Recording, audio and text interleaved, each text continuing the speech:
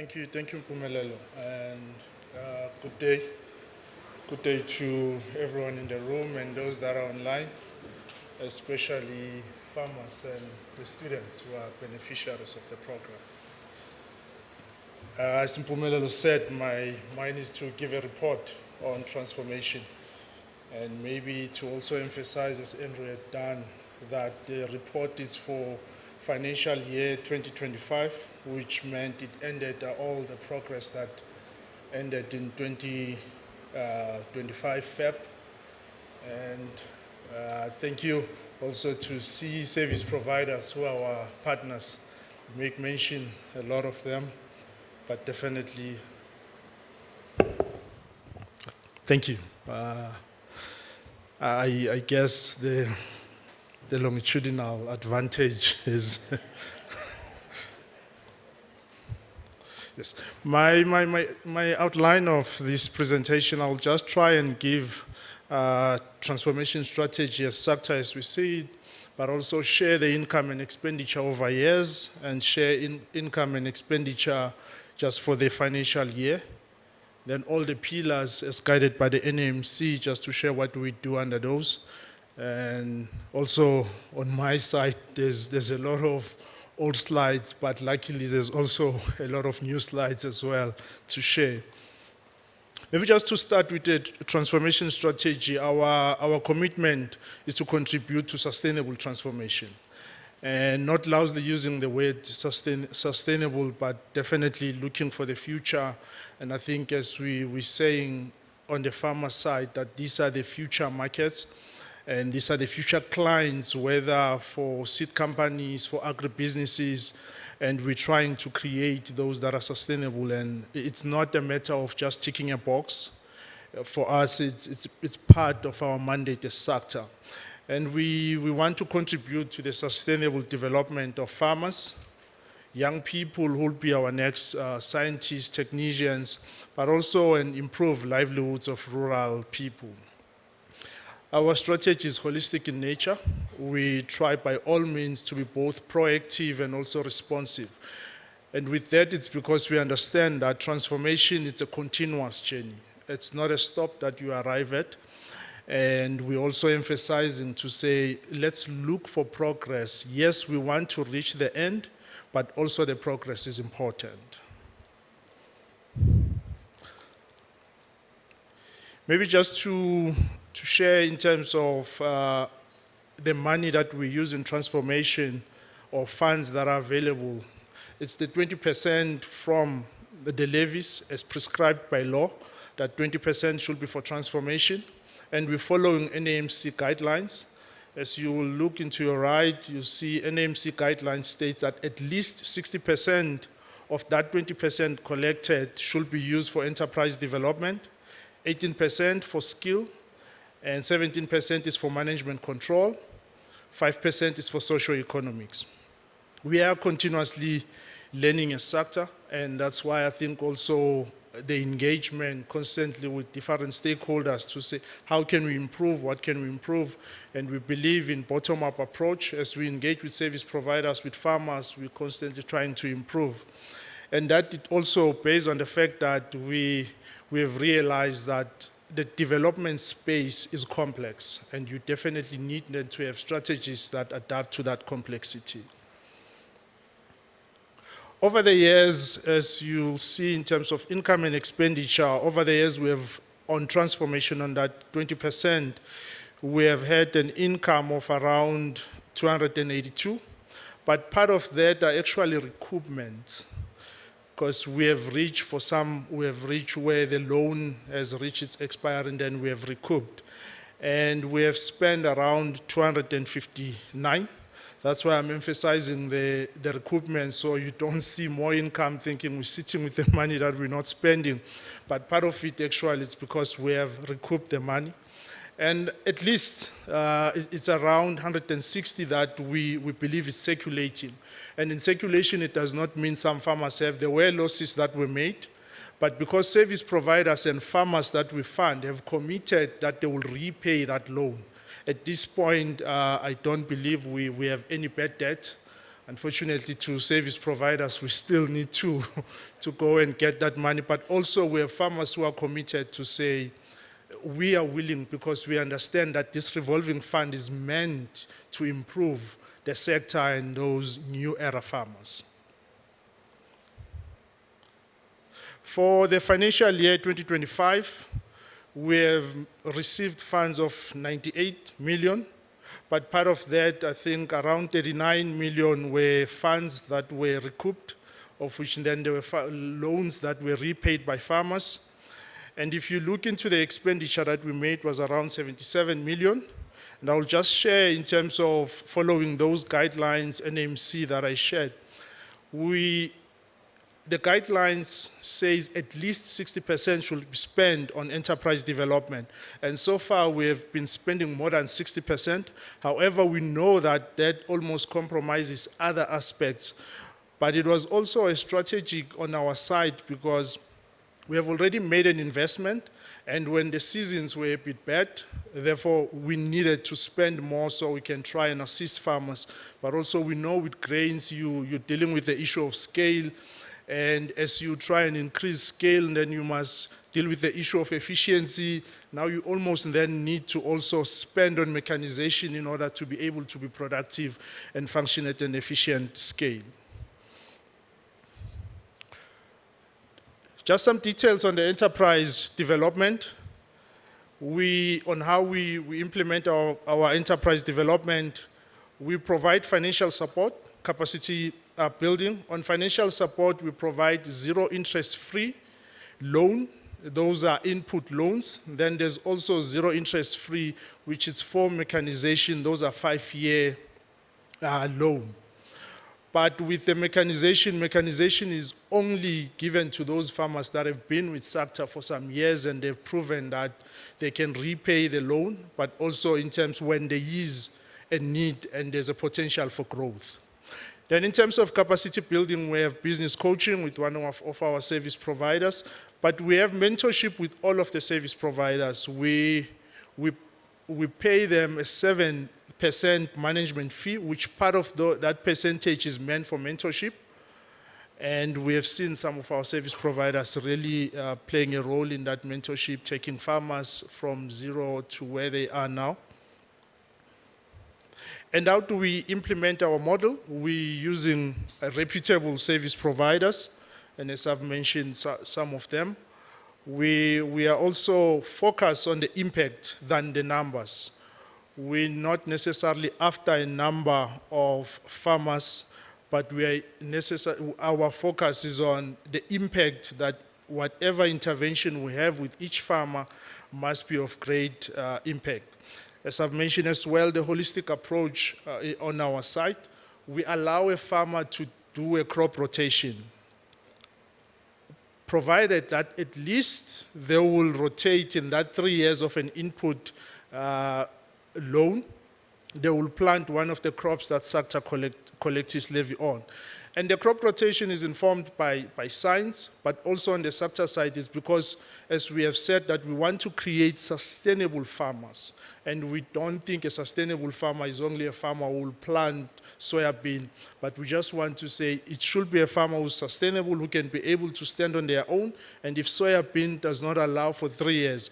But also we have seen a lot of benefits with this crop rotation. In the Eastern Free State part, where farmers have been saying after they've planted soybean this year and they plant maize on the other side, costs are reduced a bit, but also in terms of yields have went up. One of the important things that we do is monitoring and evaluation, and I think this is a concern generally in the transformation space to say all of the program that we have, we're not necessarily doing a proper monitoring and evaluation. Therefore, as part of our monitoring and evaluation, we do regular farm visits, and some of them we invite NMC and we invite all the other stakeholders. But we also have an online platform, which I will elaborate on and show some of the things that are coming out of that. We have as well structured meetings and ad hoc meetings with our service providers, who we meet with them and we try and converse. That it helps us as well to be kept informed, but also just to hear from the side of service providers their plans. We also require frequent progress reports from them, and we get those continuous feedback. Now, just to, as I've mentioned, the integrated monitoring and evaluation, as they say, and we all know that you can't manage or report on what you don't measure. We have a grower database on that, and the grower database is keeping the geospatial and also other demographic information. But with this, our main aim is also to be able to view a farmer not only based on what we fund, but also to understand the farm as a holistic and to understand all the support that the farmer gets. In our grower database, one of the things that we also require is to understand what other support are you getting? Are they financial supports, and who else is involved in that? And I think with that, it moves with the AMP, where we say, let's work together, let's collaborate, and let's make sure that whatever is happening at the farm, then we have that information. Therefore, what we then do, we get seasonal data, but these are seasonal data over time, and we're hoping to have a good time series data.